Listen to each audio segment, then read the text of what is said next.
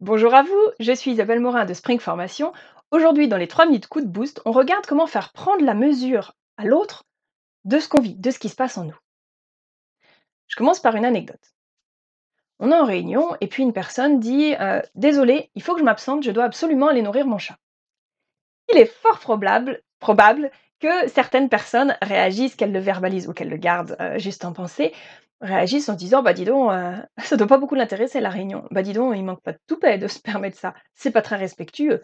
Ça se fait pas, etc., etc. Peut-être vous vous retrouvez dans la réaction de la personne qui va nourrir son chat, peut-être vous vous retrouvez dans les réactions, les interprétations des personnes derrière.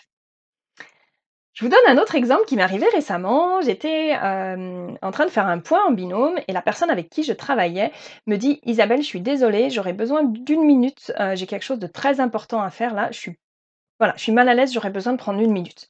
Est-ce que c'est possible?» Naturellement, je me suis dit: «Mais oui, bien sûr, s'il y a quelque chose qui est important pour elle, qui la rend mal à l'aise, il vaut mieux qu'elle prenne une minute et qu'on continue à travailler efficacement».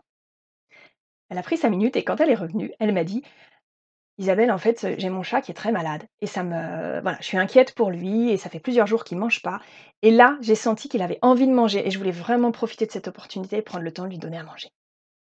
À ce moment-là, je me suis dit: «Mais heureusement qu'elle ne m'a pas dit au moment de partir qu'elle avait besoin d'aller nourrir son chat» parce que probablement j'aurais eu les réactions que je vous ai décrites précédemment et non cet élan à la soutenir et à valider sa demande. La clé est là. Plutôt que de raconter ce qu'on va faire concrètement ou ce qu'on vit concrètement, c'est plutôt de raconter ce qui se passe au fond de nous, comment c'est important ou pas pour nous. Et ça va faciliter l'accueil par l'autre personne. Je vous donne un autre exemple. Récemment, l'une de mes intervenantes m'a dit: Isabelle, j'ai vécu un événement difficile ce week-end et cette semaine, je suis pas très en forme pour mes préparations. À nouveau, ça m'a permis de la rejoindre, de savoir ce qu'elle vivait. Si elle m'avait décrit l'événement, alors je l'aurais analysé à travers mes propres filtres, mes propres représentations de ce qui est un événement important ou pas, grave ou pas, qui doit impacter le travail ou pas. Je vous invite vraiment à prendre conscience que quand vous racontez concrètement ce qui se passe, alors la personne va l'interpréter, l'analyser par rapport à ses propres représentations, qui vont souvent, ou qui peuvent en tout cas être en décalage avec les nôtres et ce qu'on vit. Pour que la personne puisse nous rejoindre dans ce qu'on vit, on va lui partager directement ce qu'on vit sans nécessairement lui raconter ce qui se passe. Lui raconter qu'on vit quelque chose de douloureux, de difficile, de perturbant, qu'on n'est pas bien, etc.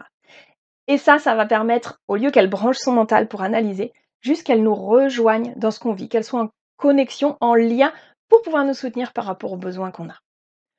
Que ce soit dans des événements qui se sont passés ou dans des choix qu'on fait, comme cet exemple de la personne qui me demande une minute, quelle que soit la demande. Partagez plutôt ce qui se passe en vous, ce que vous ressentez dans votre cœur, dans votre corps.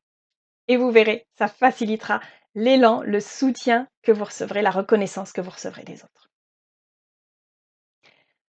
Alors, on arrive à la fin de ces 3 minutes coup de boost. On en est à l'édition 97. Je vais continuer, 98, 99, 100. Et ensuite, je ferai une petite pause. Mais je vous donne donc rendez-vous dans 15 jours pour les 3 minutes coup de boost.